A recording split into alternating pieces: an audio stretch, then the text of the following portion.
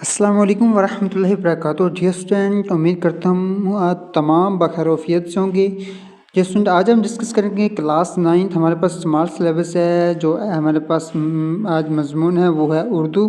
تو برائے مضمون اردو جماعت نہم تعلیمی سیشن 2025 اور 26 کا ہم سلیبس آج ڈسکس کرتے ہیں۔ اس میں ہم دیکھیں کہ ہم نے کیا کیا چیز کرنی ہے۔ اردو لازمی برائے جماعت نہم کی درسی کتاب میں سے طلباء کی سہولت کو پیش نظر 4 اسباق حذف کیے جا رہے ہیں، تاکہ طلباء 19 کے بجائے 15 اسباق پر توجہ کرتے ہوئے اپنی تیاری بھرپور سے اچھی کر سکیں۔ اب ہم دیکھتے ہیں اس میں کون کون سے سبق جو انہوں نے حذف کیے اس کو تھوڑا سا دیکھیں گے۔ اس میں دیکھتے ہیں کون کون سے سبق ہے، کیا کیا مطلب انہوں نے اسکپ کیا، اس چیز کو ہم تھوڑا سا دیکھتے ہیں۔ اب اس میں ہمارے پاس جو سب سے پہلا سبق آتا ہے وہ ہے حصہ نثر کا۔ تو حصہ نثر میں ہمارے پاس جو صرف 2 سبق اسکپ کیے گئے ہیں۔ پہلا سبق ہے ابتدائی حساب، جو لکھا ہے ابن انشا نے، پیج نمبر 69 سے 76 پر ہے۔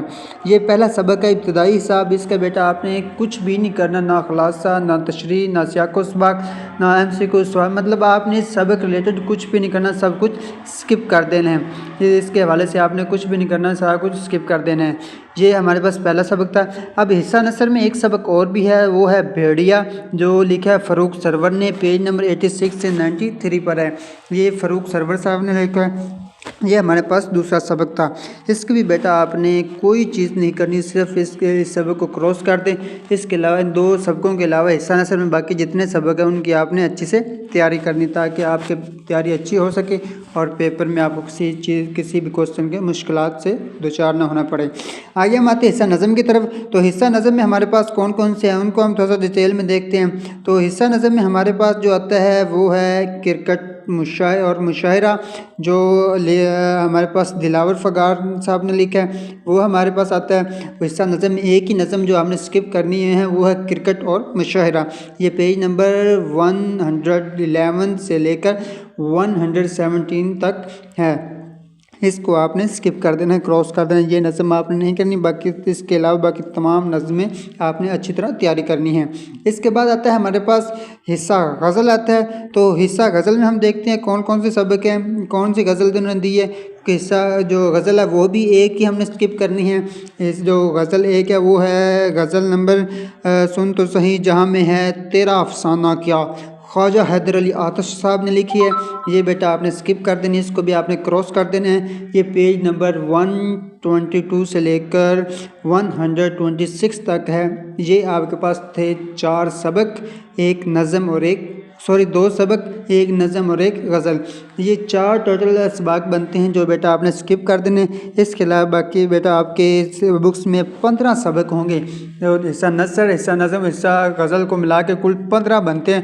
ان کی آپ بیٹا آپ نے اچھی تیاری کرنی ہے، تاکہ آپ کو جو پیپر ہے 75 مارکس کا وہ اچھے سے اچھا ہو سکے۔ اب انہوں نے نیچے ایک نوٹ لکھا ہے، اس نوٹ پہ آتے ہیں۔ تو نوٹ پہ انہوں نے ہمارے پاس کیا لکھا ہے اس کو تھوڑا دیکھتے ہیں۔ امتحانی بورڈ کے پرچہ جو مطلب لازم ہے سوالیہ پرچہ ترتیب، مطلب وہ کہہ رہے ہیں، انہوں نے کہا کہ جو مطلب پیپر بناتے ہیں ان کے لیے یہ توجہ لکھی ہے کہ درج بالا جو اسباق 4 سبق ہیں، ان میں سے کوئی مروزی، کوئی انشائیت سوال، کوئی شارٹ کوسچن، کوئی سیاق و سباق، مطلب اس میں سے کوئی بھی پیپر کا ایک سوال بھی آپ نے پک نہیں کرنا، نہیں دینا۔ ان کے علاوہ باقی جتنے بھی ہمارے پاس سبق ہیں، حصہ نظم ہے، حصہ غزل ہے، ان میں سے آپ نے پیپر بنانا ہے، تاکہ بچوں کو کسی چیز کی مشکلات نہ ہو۔ آگے ہم دیکھتے ہیں پیرنگ اسکیم کی طرف۔ تو پیرنگ اسکیم میں کیا ہے؟ اب ہمارے پاس پیرنگ اسکیم میں آ جاتے ہیں امتحانی پرچہ اردو لازمی برائے جماعت نہم کی تیاری کی ہدایات۔ اردو لازمی برائے جماعت نہم کا پرچہ 75 نمبروں پر مشتمل ہوگا، مروزی طرز پر 15 نمبر پر مشتمل ہوگا، اس کا وقت 20 منٹ ہوگا۔ انشائی طرز 60 نمبروں پر مشتمل ہوگا، اس کا وقت 2 گھنٹے 10 منٹ ہوگا۔ تو اب دیکھتے ہیں ہم اس میں کیا انہوں نے کیا ہے، کس طرح مطلب انہوں نے پیرنگ کی ہے۔ اب سب سے پہلے ہمارے پاس آتا ہے MCQs۔ تو MCQs میں سوال نمبر ہمارے پاس آ گیا 1۔ تو سوال نمبر 1 میں ہم دیکھتے ہیں انہوں نے کیا کیا چیزیں دی ہیں۔ اب سوال نمبر 1 میں وہ کہہ رہا ہے کہ ٹوٹل 15 MCQs آئیں گے اور آپ نے 15 ہی نمبر کے وہ ہوں گے۔ اب وہ کہہ رہا ہے جی حصہ نثر میں 7 سے جو کثیر الانتخابی سوال MCQs بنائے جائیں گے، ہر سبق سے 1 سے زیادہ MCQs نہ بنایا جائے۔ اگر حصہ نظم سے 2 सवालात MCQs बनाए जाएंगे और हिस्सा गज़ल से 1 MCQs बनाया जाएगा। इस तरह आपके पास ये मतलब हो जाएंगे। आगे इसके आगे हिस्सा जो उर्दू ग्रामर में आ गया, मुज़क्कर मुअन्नस आ गया, इसमें 1 बनेगा MCQs, वाहिद जमा में 1 बनेगा, मुतरादिफ अल्फाज में 1 बनेगा, मुतज़ाद अल्फाज में 1 बनेगा और मुहावरात में 1 आपका ये बनेगा मतलब MCQs। इस तरह आपके ये बेटा ये 15 MCQs बनते हैं जो हमने मतलब बता दिए कहाँ कहाँ से करने, और ये हमारे पास थे। आगे हम आते हैं इंशाइया की तरफ, जो सब्जेक्टिव हमारा पार्ट है उसको देखते हैं। तो उसमें क्या क्या मतलब कहाँ कहाँ से करने हैं और कौन कौन से हैं। उसमें सबसे पहले बेटा आता है क्वेश्चन नंबर 2, सवाल नंबर 2, अशार की तशरीह करें। अब यहाँ पे अशार 2 तरह के होंगे, एक होगा नज़म का हिस्सा, नज़म का, और एक होगा हिस्सा गज़ल का। अब टोटल आपके पास मतलब 2 अशार करने हैं। तो अब मौजूदा 5 नज़मों में से कोई सी 4 नज़मों का एक एक शेर दिया जाए, जिनमें से कोई से 3 अशार की तशरीह दरकार है। अब 3 गज़लों में से हर गज़ल का एक एक शेर दिया जाए, जिनमें से 2 अशार की तशरीह लाजमी है। मतलब इस तरह 5 आपने शेर करने होंगे, 3 हिस्सा नज़म के और 2 हिस्सा गज़ल के। उसमें से आपके ये 10 नंबर का आपका ये क्वेश्चन आएगा।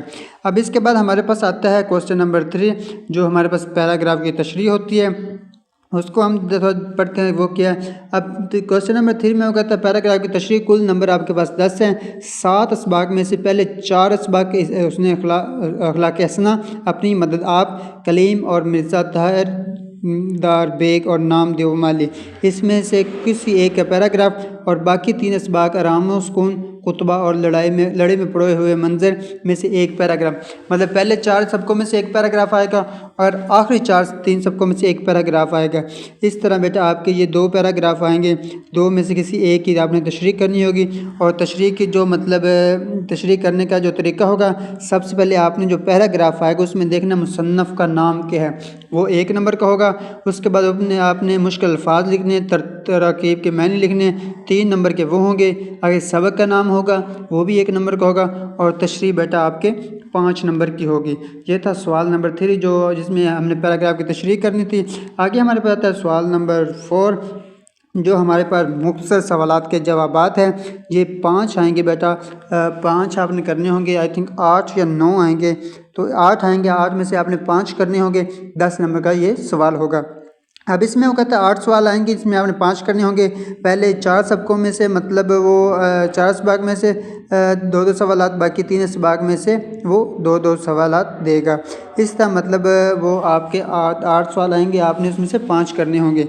हिस्सा नज़म में से भी 2 सवालात बनाएगा और हिस्सा गज़ल में से भी 2-2 सवालात बनाए जाएंगे। इस तरह आपके 8 सवाल आएंगे। 8 में से बेटा कोई से आपने 5 पिक करने होंगे, सॉल्व करने होंगे। बाकी इसके अलावा आपका जो आगे हम देखते हैं क्वेश्चन नंबर 5। अब क्वेश्चन नंबर 5 हमारे पास है हिस्सा नसर का खुलासा। अब खुलासे हमारे पास 2 आएंगे बेटा, हमने 1 करना होगा। इसमें वो कहता है 7 असबाक है। पहले 4 असबाक अखलाक हसना, अपनी मदद आप, कलीम और मिर्ज़ा ताहिर बेग और नाम देव मैली, इसमें से 1 वो देगा। और इसके बाद जो आगे 3 है रामस्कून, कुतबा और लड़ी में पड़े हुए मंजर, इसमें से वो 1 देगा। दोनों में से किसी एक का खुलासा आपको करना होगा। इसके बाद आपके पास आता है हिस्सा नज़म का खुलासा, सवाल नंबर 6।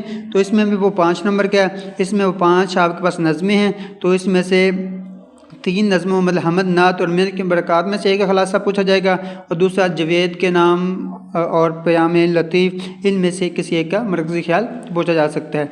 इस तरह मतलब वो आपके पास खुलासा या पूछेगा, आपने दोनों में से 1 चीज़ करनी होगी।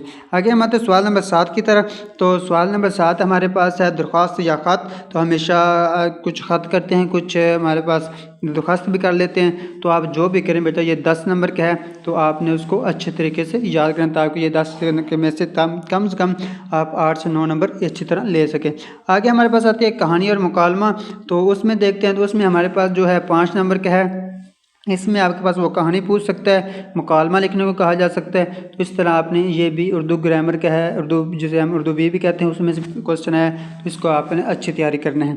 तो एंड में हमारे पास दुरुस्ती तकमील आता है, जो हमारे पास 5 नंबर का क्वेश्चन है। इसमें भी आपको वो इसमें ज़मीर, इसमें सिर्फ तो वो जो उर्दू भी के मतलब है, इसम की अक़साम, ज़रबुल मिसाल, जुमले बनाना, ये सारी चीज़ें मिला के आपको फ़ेल की अक़साम, फ़ेल, हरफ, हरूफ, वो सारी चीज़ें बना के आपको जुमले दिए जाएंगे, वो आपने ठीक करने होंगे।